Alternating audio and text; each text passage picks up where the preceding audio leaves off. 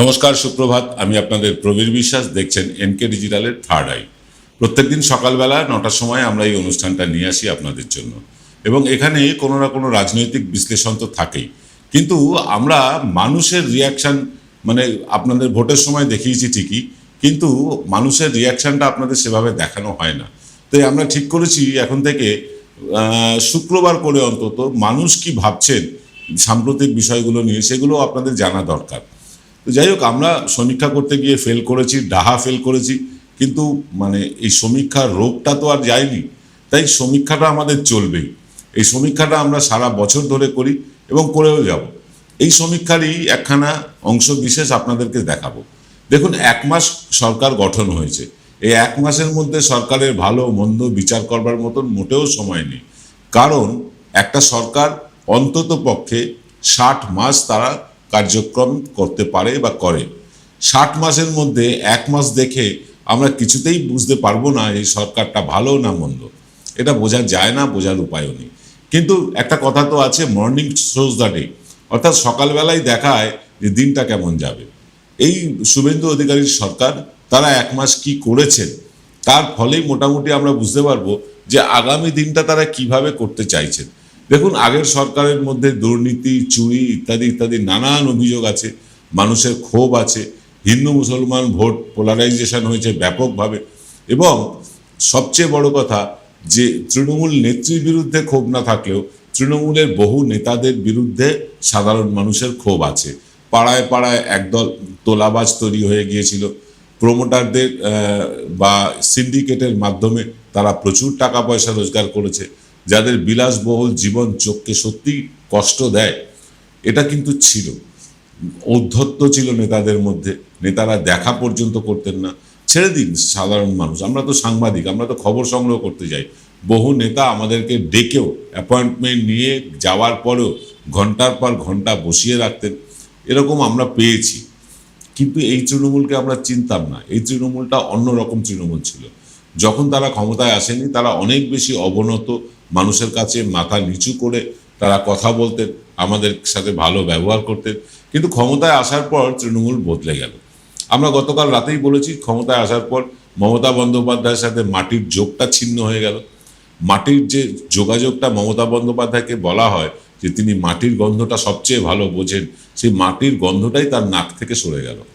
তিনি দেখতে থাকলেন আমলাদের চোখ দিয়ে, তিনি দেখতে থাকলেন ওই ববি হাকিম, অরূপ বিশ্বাসদের চোখ দিয়ে। বাকিদেরকে তিনি প্রায় চিনতেই পারলেন না।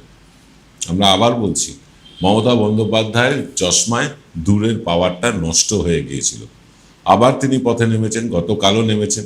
কিন্তু গতকাল তিনি মানুষের সাথে যোগাযোগের বদলে তিনি কালী মন্দিরে গিয়ে, কালীঘাটের কালী মন্দিরে গিয়ে পুজো অর্চনা করেছেন, মনীষীদের গলায় মালা দিয়েছেন, শপথ নিয়েছেন। জানি না আগামী দিন তার ভবিষ্যৎ কর্মপন্থা কেমন হবে, তিনি এখনো মুখ খোলেননি।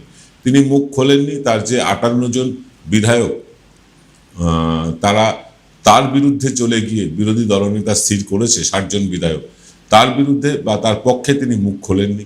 কিচ্ছু বোঝা যাচ্ছে না তৃণমূল কি করবে। কিন্তু বিজেপি কি করতে চলেছে তার একটা রূপরেখা আমরা পেয়ে গিয়েছি। দেখুন, 1 মাসের মধ্যেই বিজেপি কিন্তু মহিলাদের বাসে যাতায়াত ফ্রি এটা করে দিয়েছে।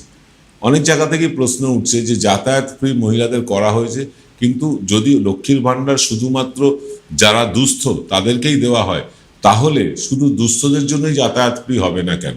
কারণ পরিবহন দপ্তর তো পুরোটাই লসে চলে। এয়ার কন্ডিশন বাসে, লাক্সারি বাসে, সরকারি বাসে মহিলারা যারা সচ্ছল তারাই বা কেন ফ্রিতে যাবেন? এরকম কথা হচ্ছে।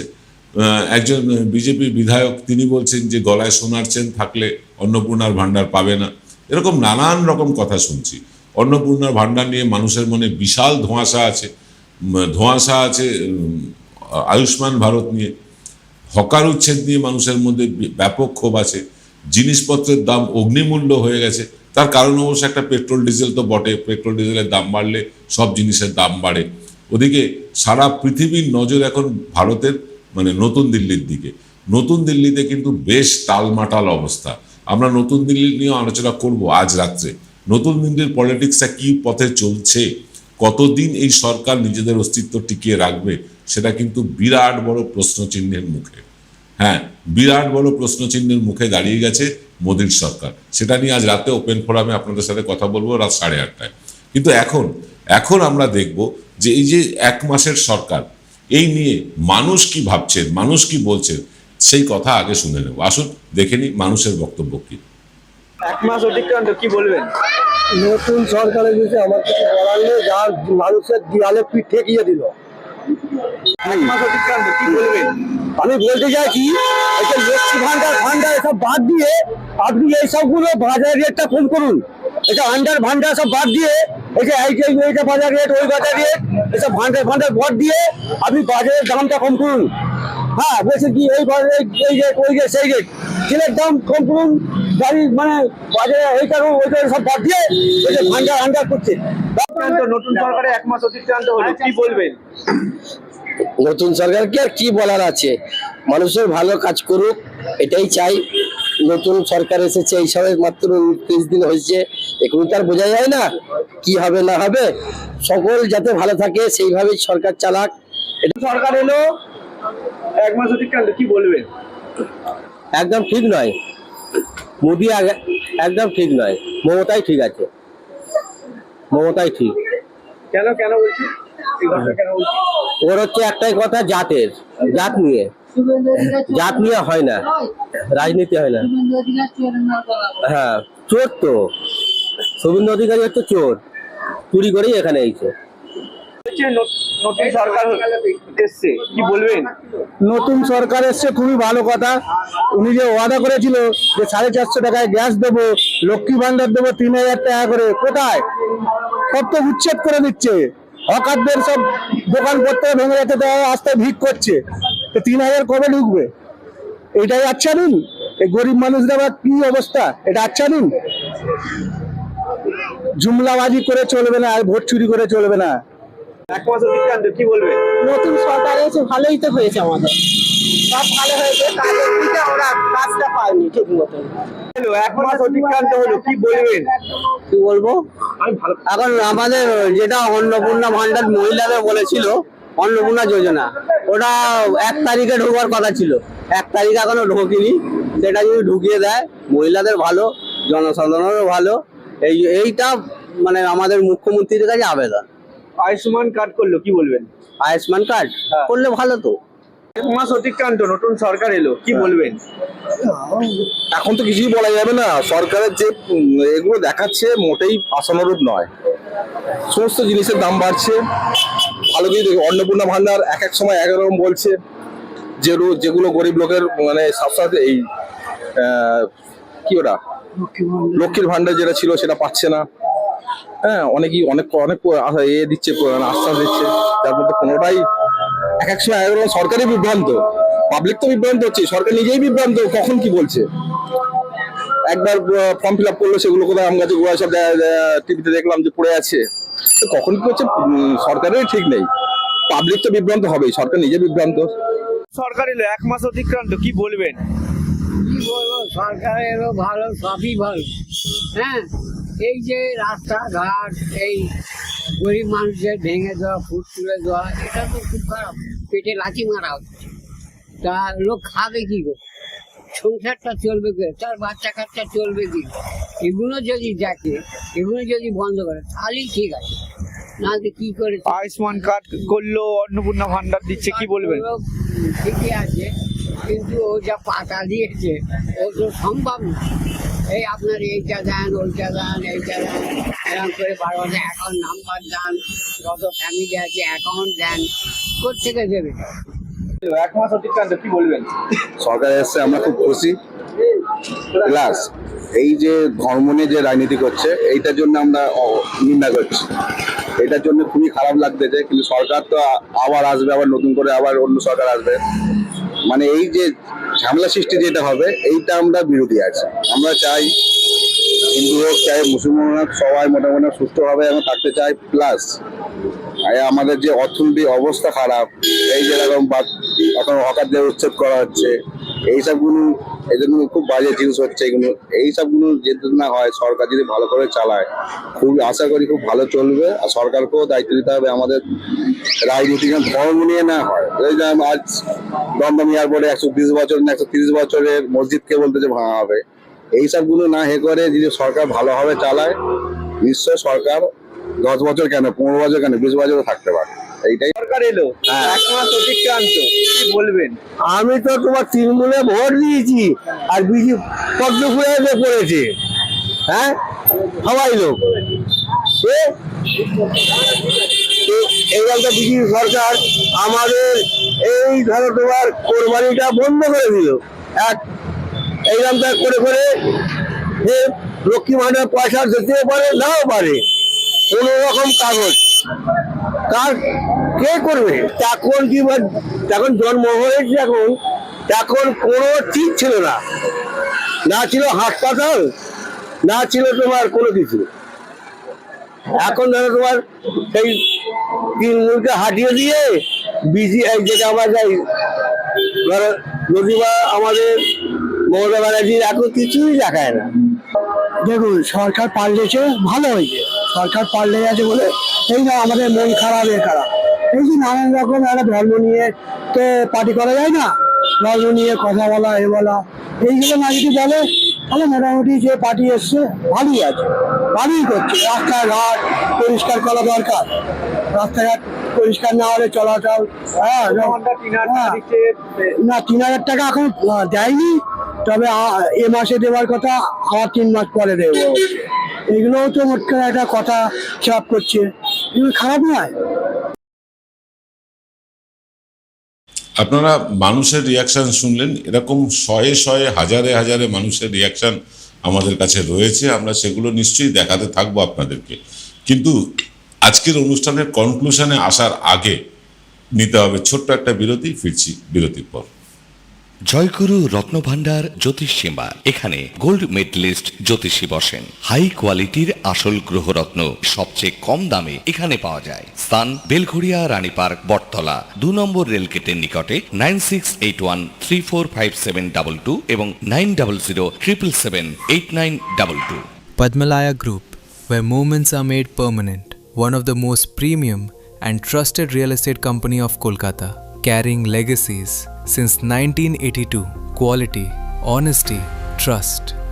Padmalaya Group. Call 983-00-48333. Visit us www.padmalayagroup.in. ফিরে এলাম বিরতির পর। দেখছেন এনকে ডিজিটালের থার্ড আই অনুষ্ঠান সকালের সম্প্রচার। আমাদের একটা ফেসবুক পেজ চালু হয়েছে, যে পেজে আমরা প্রতিদিনকার খুব গুরুত্বপূর্ণ খবরগুলো প্রত্যেক মুহূর্তে আপলোড করছি। বহু হাবিজাবি খবরে আপনি বিভ্রান্ত হয়ে যান টেলিভিশন চ্যানেলে, সেইখান থেকে আপনাকে মূল খবরে নিয়ে আসার জন্য আমাদের ফেসবুক পেজটা চালু হয়েছে। এনকে ডিজিটাল ম্যাগাজিন লিখে ফেসবুকে সার্চ করলে আমাদের পেজটা পেয়ে যাবেন, ফলো করে রাখুন, তাহলে প্রত্যেকটা গুরুত্বপূর্ণ খবর যে মুহূর্তে আমরা সম্প্রচার করব আপনার কাছে পৌঁছে যাবে। চলে আসছি আজকের অনুষ্ঠানে। আপনারা মানুষের রিয়াকশন তো দেখলেন, এখানে 2-3টে বিষয় ভীষণ ইম্পর্টেন্ট। একটা হচ্ছে ধর্ম নিয়ে মানুষ বলছেন যে সরকার যদি ধর্মান্ধ হয়ে যায় তাহলে সেই সরকারের গুরুত্ব কমে যায়। সরকারকে কিন্তু ধর্মের ঊর্ধ্বে উঠে কাজ করতে হবে। যেভাবে নামাজ পড়া বন্ধ করা হয়েছে রাস্তায়, সেভাবেই আশা করা যায় যে দুর্গাপুজো, কালী পুজো ইত্যাদি রাস্তায় আর হবে না, নির্দিষ্ট জায়গায় পার্কে হোক, ঠিক আছে। এইগুলো মানুষ চাইছেন সেটা হচ্ছে যে এই যে নির্বিচারে হকার উচ্ছেদ হচ্ছে, তাদের বিকল্প কোনো ব্যবস্থা না করে দিয়ে এটার বিরুদ্ধে মানুষ কিন্তু কথা বলছেন। আর একটা জিনিস খুব ইম্পর্টেন্ট, যেটা আমার আপনার চোখ এড়িয়ে যাচ্ছে, পশ্চিমবাংলায় দ্রব্যমূল্যের দাম কিন্তু আকাশ ছুঁয়েছে। সবজি বলুন, আনাজ বলুন, বা মশলাপাতি বলুন, বা মুদিখানা দ্রব্য বলুন, আকাশ ছুঁয়েছে দাম। যারা বাজার করেন আমার মতন প্রত্যেকদিন সকালবেলা গিয়ে, তারা বুঝতে পারছেন কিভাবে দামটা বেড়েছে। মাছের দাম বেড়েছে, মাংসের দাম বেড়েছে, ডিমের দাম এখনো সেভাবে বাড়েনি, কিন্তু আপনাকে বলছি যে যেভাবে দাম বাড়তে শুরু করেছে, আমি জানি না এই ব্যাপারে সরকার কোনো সদর্থক পদক্ষেপ নিচ্ছেন কিনা, এটা আমরা জানি না। তবে অন্নপূর্ণার ভাণ্ডার নিয়ে সরকার নিজেই যে বিভ্রান্ত, সেটা আমরা বারবার দেখেছি। অগ্নিমিত্রা পলের বক্তব্য আপনারা শুনেছেন, যারা লক্ষ্মীর ভাণ্ডার পাচ্ছেন তারা অটোমেটিক্যালি অন্নপূর্ণা ভাণ্ডার পাবেন, এটা তিনিই বলেছিলেন। তারপরে তিনিই আবার বিভিন্ন ক্রাইটেরিয়া রেখেছেন। অর্থাৎ সরকার নিজেই বিভ্রান্ত কাদের অন্নপূর্ণা ভাণ্ডার দেবে আর কাদের দেবে না। অথচ সরকারি বাসে মহিলাদের যে যাতায়াত বিনামূল্যে করে দেওয়া হয়েছে, এ ব্যাপারে কিন্তু সরকারের কোনো ক্রাইটেরিয়া নেই। এ নিয়েও কিন্তু কথা হচ্ছে যে সরকার কেন সম্পন্ন মহিলাদেরকে, যারা সত্যি সত্যি অর্থবান, যাদের দরকার নেই, তাদেরকেই বা কেন বাস ভাড়া ফ্রি করে দেবে। ধরুন কেউ একজন শিলিগুড়ি থেকে দীঘা যাবে, বাস ভাড়া তো মোটেও কম নয়, সেই বাস ভাড়াটা যদি ফ্রি হয়ে যায়, এমনিই লোকসানে চলা পরিবহন দপ্তর আরও লোকসানে যাবে, এবং ফলে কী হবে, রুগ্ন হয়ে যাবে এই মন্ত্রকটা। তার ফলে তার দায়ভার তো আমার আপনার উপরেই পড়বে। যাদের সত্যি সত্যিই দরকার আছে তাদেরকে সাহায্য করা হোক, যাদের দরকার নেই, যেমন অন্নপূর্ণা ভাণ্ডার বলছেন সবার দরকার নেই, ঠিক সেভাবেই বাস ভাড়া করা হোক। যেটা স্বাস্থ্যসাথী ছিল যে সবাই এর সুবিধাটা পেতেন, এখন আয়ুষ্মান ভারত করে কিছু মানুষ পাবেন। কিছু মানুষ বলতে ইনফ্যাক্ট যারা একেবারে ভিক্ষে করেন, যাদের বাড়ি ঘর কাঁচা, এখনো কাঁচা, যাদের বাড়িতে কোনো স্মার্টফোন নেই, সেই মানুষগুলোই পাবেন। তার মানে এটা দাঁড়াচ্ছে যে আয়ুষ্মান ভারত, তার মধ্যেও আয়ুষ্মান ভারতের 12,000 কোটি টাকা হাসপাতালগুলো এখনো পায়নি, তারা আয়ুষ্মান ভারত কার্ডে চিকিৎসাও করতে চাইছেন না। এইরকম একটা খুব কঠিন পরিস্থিতির মধ্যে থেকে রাজ্য সরকার পথ চলা শুরু করেছে। কিন্তু এই রাজ্য সরকারের প্রতি আমাদের শুভেচ্ছা রইল, মাননীয় মুখ্যমন্ত্রী শুভেন্দু অধিকারীর প্রতি আমাদের শুভেচ্ছা রইল। আশা করা যায়, এক মাসে তো কিছু বোঝা যায় না, তবে ওই যে বললাম, মর্নিং শোজ দ্য ডে, সকালবেলাই দেখায় যে দিনটা কেমন যাবে। যদি সকালবেলাই আমরা দেখতে পাই হকার উচ্ছেদ হচ্ছে, ঝুপড়ি উচ্ছেদের নামে গরিব মানুষের ঘর বাড়ি ভেঙে দেওয়া হচ্ছে, তাতে কি প্রমাণ হয় জানেন? এই সরকার বাইরের চাকচিক্যটা দেখাতে ব্যস্ত, অর্থাৎ আমার রাস্তা ঝকঝকে, আমার ফুটপাত চকচকে, আর আমার রাজ্যের মানুষ যদি খেতেই না পায়, এই চকচকে ফুটপাত ধুয়ে কি জল খাবো আমরা? প্রশ্নটা রেখে গেলাম আপনাদের কাছে। আজ রাত্রে আসছি আপনাদের কাছে, রাত ঠিক 8:30টায়। 8:30টায় আসবো আপনাদের সাথে সরাসরি কথা বলতে ওপেন ফোরামে। সকলে ভালো থাকবেন, সুস্থ থাকবেন। গরমে খুব সমস্যা হচ্ছে, গরমের থেকে বাঁচতে জল খাওয়াটা চেষ্টা করুন, একটু ডাবের জল খাওয়ার চেষ্টা করুন, এইভাবে সুস্থ থাকুন। এই গরমে প্রচুর মানুষ অসুস্থ হয়ে পড়ছেন। আমি 2 দিন অসুস্থ হয়েছিলাম, মানে আপনাদের সামনে আসতে পারিনি। যাকে শেষ করছি আজকের অনুষ্ঠান, দেখা হবে আজ রাত 8:30টায় ওপেন ফোরামে। ভালো থাকুন।